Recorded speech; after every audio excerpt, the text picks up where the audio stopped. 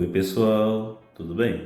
Aqui é o psicólogo Carlos Edivan Fonseca do canal Coisas do Amor com o psicólogo Carlos Edivan Fonseca, né? Estou aqui no meu consultório hoje, para apresentar para vocês aqui, né? Meu consultório particular, a clínica, tá? Não é um consultório do ambiente público não, aqui é um consultório privado, onde eu faço os atendimentos particulares. Então pessoal, hoje eu tô aqui até tomando um cafezinho, ó.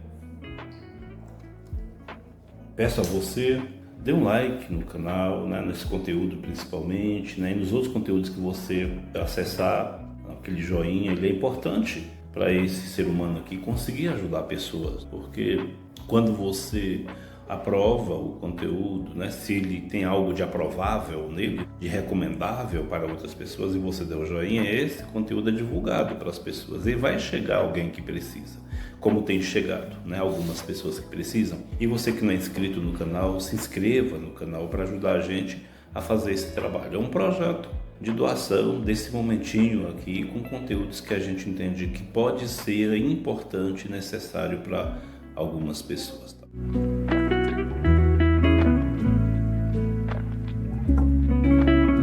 Hoje, de maneira especial, falar sobre esta ferramenta que a gente usa muito, né, o celular.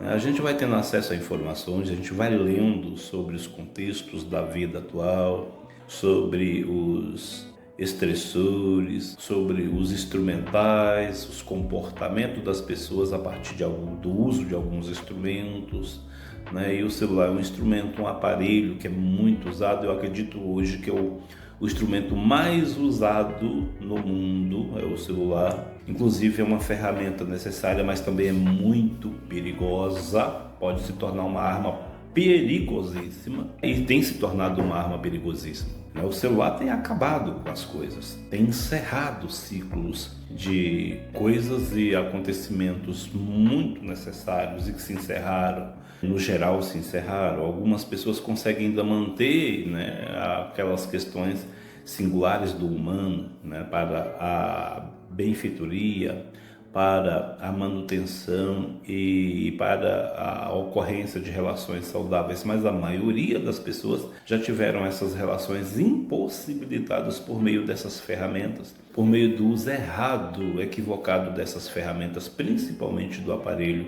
eletrônico celular. Então é interessante a gente perceber que aquilo que a gente tem ao nosso dispor precisa ser muito bem utilizado, precisa muito ser conhecido e entender qual é o fundamento desses recursos no nosso contato, qual o objetivo desses recursos ao nosso acesso, quem é que interessa e a quem interessa o uso adequado e também o uso inadequado desses recursos. Então, com certeza, o uso inadequado, o uso errôneo desses recursos não favorece de maneira nenhuma a saúde das pessoas, saúde pessoal, física, mental, social, e também não favorece de maneira nenhuma a saúde coletiva, principalmente a saúde coletiva no meio em que a gente vive, na família, né, nos grupos de trabalho, nos grupos de estudo, na escola. Então o uso equivocado dos meios que está à nossa disposição não favorece de maneira nenhuma, né, a qualidade de vida nesses grupos e nessas nossas relações, tanto na relação pessoal com a gente mesmo, com as nossas necessidades pessoais, quanto também na nossa relação pessoal com outras pessoas, que aí vira um relacionamento interpessoal, coletivo. Então não favorece não. Para você ter uma ideia, o aparelho celular, ele destruiu já muita coisa, ele acabou com muitas coisas. Não é porque ele funcionou sozinho, é porque o recurso que ele tem utilizado pelas pessoas possibilitaram essas ocorrências. É claro que o aparelho celular, ele possibilita também muitas vantagens, muitas respostas necessárias e rápidas, possibilidade até mesmo de chamado de socorro, né, de forma mais rápida hoje, e também uma qualidade dele é a divulgação, né, de mensagens combatendo crimes, combatendo mensagens erradas, mensagens falsas, mas o uso dele também possibilita esses crimes, possibilita essas mensagens falsas, a desinformação, a corrupção da informação, o esfacelamento das informações. O celular, por exemplo, o mau uso dele fez com que as pessoas esquecessem as bibliotecas físicas, os livros físicos. E os livros físicos provocam um aprendizado salutar, completo, onde o cérebro acompanha a realidade fisiológica do ler, tempo fisiológico de ler, com reflexo de iluminação natural, que não irrita, não provoca consequências no sistema nervoso, nos neurônios, não provoca consequências irritantes na memória, dá à memória o prazer em absorver a informação, e o prazer em absorver provoca o prazer em guardar, em registrar, em armazenar, e provoca também o fluxo de resgate das informações armazenadas pelo mesmo mecanismo de leitura anteriormente. Então, o celular substituiu isso provoca morte. Provoca morte na intelecção, na intelectualidade, na inteligência prática do ser humano, no responder inteligente aos reflexos e aos estímulos. Aí tem uma resposta inteligente, ao invés de ser uma resposta prazerosa, vem uma resposta estressada, uma resposta irritada, e não provoca prazer. E por não provocar um prazer saudável, um prazer no sentido de prazer inconsciente do sistema nervoso, ele rejeita, ele refuta, ele descarta aquilo que o irrita. Então até a informação que seria saudável, um conteúdo saudável, quando ele é extensamente visto por meio eletrônico, ele se torna algo irritável e o cérebro começa a não aceitar armazenar. Ele descarta aquilo que vem por forma de estresse e de irritação. Então tudo isso é necessário a gente refletir para a gente fazer uso dos mecanismos necessários. O uso exacerbado do celular já matou o relacionamento comunicacional, presencial. Às vezes, os membros da mesma família, no mesmo ambiente, estão conversando um com o outro, lado a lado um do outro, sentados lado a lado na mesma mesa, mas conversando por meio eletrônico. As pessoas não estão mais usando a oralidade, a oralização da fala, o diálogo verbal. Então isso provoca também uma disfunção na convivência, no relacionamento coletivo, uma falta de afeto nos contatos. E a partir dessa diminuição do afeto, vai provocando outras sensações de adversidade, de rejeição ao ser do outro, ao comportamento do outro, ao estilo do outro, rejeição e desprezo ao ser do outro.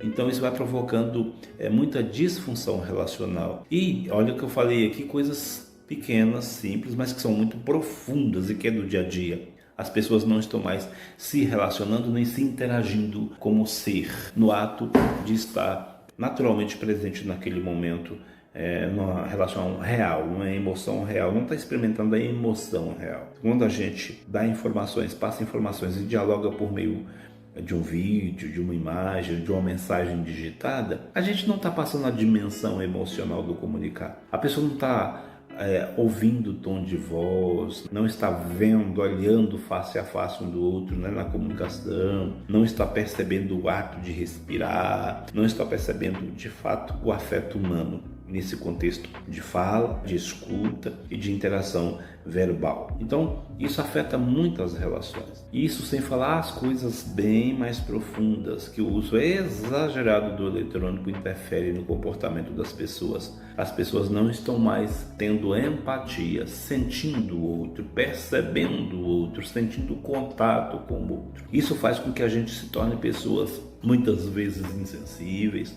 outras vezes pessoas apáticas, distantes, sem afeto, embutidas, pessoas embutidas e ao mesmo tempo embotadas também. Embutidas porque é como se fosse um ser de tantos outros seres encarcado em uma pessoa. Um comportamento de estranho, de tanta gente estranha que a gente nem teve contato e está dentro da gente, começa a vir para dentro da gente, como se a gente fosse uma lata comprimida, selada, onde tudo que é dos outros foi colocado dentro. E também um embotamento, falta de afeto, uma falta de cor, uma intensidade ou uma intenção de sensibilidade, uma coisa sem cor, sem sabor, sem cheiro, sem afeto. Isso é embotamento afetivo. Então as pessoas estão se tornando secas, alheias umas às outras, distante umas das outras. Tem pessoas que conversam todos os dias, ainda assim estão cada vez mais distante uma da outra, porque não tem aquele contato afetivo, aquele contato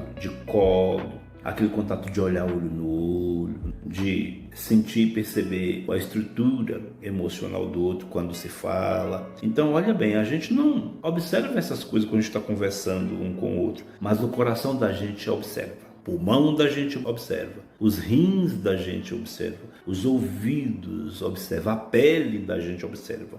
Isso são sensações natas e são sensações inconscientes. Então a nossa dimensão inconsciente está perdendo esse contato, está sendo impedida de ter acesso a essa riqueza de conhecimento, a esse processo de inteligência que é por meio da sensação inconsciente, que alimenta a inteligência consciente. E se nós não estamos tendo acesso a essas informações, a nossa consciência de inteligência está ficando danificada, esfacelada, está ficando frágil e ao mesmo tempo incompleta. Isso afeta todas as relações. Por isso, as relações, quando elas têm que ser presenciais, se tornam tóxicas, agressivas, violentas, uma empáfia, uma impaciência. Então é necessário a gente até isso. Por isso que eu tive aqui a vontade de fazer esse tema de forma livre. Hoje eu aqui sentado de forma livre nesse ambiente, rodando o aparelho, para poder mostrar que não precisa de uma sistemática em tudo, precisa de um afeto,